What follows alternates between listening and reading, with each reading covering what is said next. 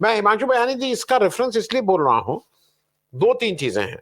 एक तो है कि धनवानों के लिए आजकल हम सब लोगों को कहा था सेंसेक्स देखो कितना बढ़िया कर रहा है, हमें भी अच्छा लगता है, हाँ सेंसेक्स बड़ा अच्छा कर रहा है, म्यूचुअल फंड ऊपर जा रहा है, स्टॉक ऊपर जा रहा है। देश के कुछ पूंजीपति अडानी अंबानी जी अच्छा कर ही रहे हैं, बताने की जरूरत नहीं है। मेरे एक दर्शक कह रहे हैं, और मैं आपसे दो चीजें एक साथ पूछूं, मेरे एक दर्शक कह रहे हैं इंडिया में बेरोजगारी दर, महंगाई दर सबसे कम है दुनिया में, इस कारण मोदी जी 350 सीट से ज्यादा जीत के आएंगे।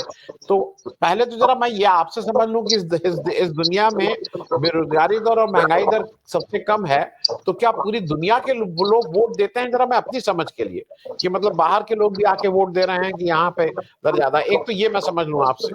दूसरा, मैं हिमांशु जी एक चीज और समझना चाहता हूँ कि जो फ्रांस के मैक्रोन साहब आ रहे हैं, इसमें क्या रफाल, क्योंकि ये छठी बार फ्रांस का राष्ट्राध्यक्ष बुलाया जा रहा है, इतना फ्रीक्वेंटली कोई नहीं बुलाया जाता है, तो क्या इसका एक बड़ा कारण रफाल डील भी है? हिमांशु जी। पहले सवाल का मैं जवाब दे दूं कि जिस तरीके से बातें आ रही है कि तरक्की, जो ग्रोथ की बात आ रही है, इकोनॉमिक ग्रोथ की, रघुराम राजन जी ने अभी कुछ दिनों पहले भारत में जिस तरीके से साक्षात्कार दिए, उसमें क्लियरली कहा था कि आप टीयर 1 सिटीज को निकाल दीजिए तो बाकी के पूरे भारत में जो हालत है वो सब सहारियन रीजन की है। और बहुत ट्रोल भी हुए थे इसको लेके, और कुछ जो गोदी मीडिया के पत्रकार जो रह चुके उन्होंने भी मतलब इसके ऊपर रघुराम राजन को भी ज्ञान देना शुरू कर दिया, और वो भी बहुत ट्रोल हुए।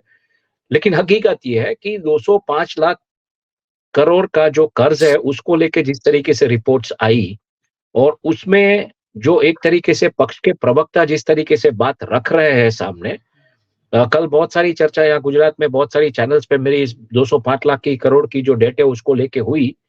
अब गुजरात में क्या हो रहा है, पिछले कुछ 72 घंटे से यहाँ पे वडोदरा में 1200 लोगों को इलेक्ट्रिकल असिस्टेंट की नौकरी के लिए सभी टेस्ट उन्होंने पास किए। उनका लास्ट टेस्ट था पोल पे क्लाइंब करना, तो अब उसमें उन्होंने ये कहा कि पोल पे क्लाइंब कर रहे हैं, हाथ के टच नहीं करना है, पैर से टच करना था, तो ये नहीं हुआ है, तो फिर से इनका टेस्ट होगा। तो जो 1200 लोग हैं जिनको 12,000 की तनख्वाह मिलने वाली है, उनको नौकरी नहीं मिल रही है। आए दिन ये कुछ ना कुछ लॉ में चेंज किया जाता है या ऐसे कुछ जवाब दिए जाते हैं। यहाँ पे शिक्षकों ने रिवर्स दांडी यात्रा की, उन्होंने कहा कि हमको एक कॉन्ट्रैक्ट वाली नौकरियां नहीं चाहिए। देखिए, सब कुछ सही है इस देश में, आर्थिक तरीके से देश उन्नति कर रहा है, तो सरकारी नौकरियों में आप कॉन्ट्रैक्ट सिस्टम क्यों दाखिल कर? पहला सवाल। तो जो लोग ये बात कर रहे हैं ये जरा मतलब समझने की कोशिश करें कि अगर सरकार के पास पैसा है, प्रगति है, विकास है, तो सरकारी नौकरियां क्यों नहीं? और जब ये सरकारी नौकरियां नहीं है या प्राइवेट सेक्टर में नौकरियों की किल्लत है, नौकरियां नहीं है, तो ये विकास कहां से आ रहा है, ये समझना पड़ेगा। विकास आ रहा है, ज्यादातर जो चीजें महंगी हुई है जिस तरीके से उसके ऊपर जीएसटी लगाया गया है, तो ये जो ग्रोथ का आंकड़ा आ रहा है, ग्रोथ दो तरीके से होती है, वॉल्यूम की होती है और वैल्यू की होती है। वैल्यू ड्रिवन ग्रोथ या वॉल्यूम ड्रिवन ग्रोथ नहीं है। बॉटम ऑफ द पिरामिड जिसकी हम बात करें, तो बॉटम ऑफ द पिरामिड में हालात ये है कि जो चीजें आज से 450-500 रुपए में जो शर्ट बिक रही थी वो आज 200 में बिक रही, लेकिन उसका खरीदार नहीं है मार्केट में। ऑनलाइन पे धंधा जबरदस्त चल रहा है, खुदरा बाजार खत्म हो चुके हैं। तो ये इसकी डेफिनेशन कैसे प्रगति हो रही है, क्या विकास हो रहा है, ये मुझे लगता है थोड़ा इसको समझना पड़ेगा। तो इसमें डॉक्टर रघुराम राजन ने जो कहा है वो सही बात है कि टीयर 1 या लेवल 1 सिटीज को अगर आप निकाल लीजिए तो बाकी की जगहों पे आर्थिक तरीके से बहुत सारी किल्लत है।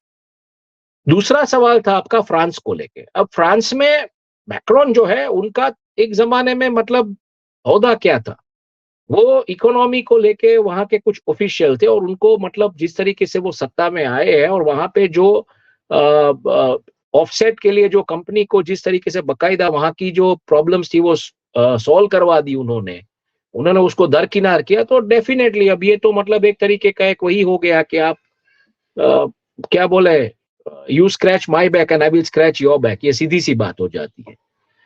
तो मैक्रोन के मेरिट्स की वजह से या रफाल में जो जिस तरीके से ऑफसेट पार्टनर, एक ही ऑफसेट पार्टनर लिया जाए, ये स्टोरीज बहुत सारी हुई है पिछले दिनों में कि ऑफसेट पार्टनर के भी मतलब कितने करप्शन के स्कैम फ्रांस में उसको दरकिनार किया गया वहां की सरकार ने। तभी इकोनॉमिक एडवाइजर मैक्रोन थे उस गवर्नमेंट के।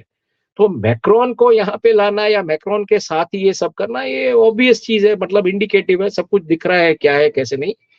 हाँ, कुछ चीजें ऐसी है जो आपके सामने है नहीं, पब्लिक डोमेन में नहीं है, ना ही उनके कोई दस्तावेज है, तो आप उसके बारे में बात इसलिए नहीं कर पाएंगे कि वो फिर एक तरीके से अगर आप देखेंगे तो वो शायद आधी अधूरी इंफॉर्मेशन होगी या ये बात होगी। लेकिन क्लियरली जैसे मैंने कहा, मैक्रोन जिस तरीके से राइज हुए और मैक्रोन को जो एक स्पेशल फेवर मिल रहा है वो बिल्कुल ये डील की वजह से मिल रहा है। अब ये डील में ऐसा क्या स्वीटनिंग एलिमेंट है, ये तो खैर कोई हिंडनबर्ग जैसा आएगा और कुछ बताएगा हमें, तब जाके पता चलेगा। बाकी फिलहाल ये दोस्ती कायम रहे ऐसा माहौल है। सिंह साहब, मुझे एक दूसरे शो में जाना है 6 बजे, तो मैं आपकी और पूरे पैनल की इजाजत लेना चाहूंगा यहाँ से। Thank you so much Himanshu भाई।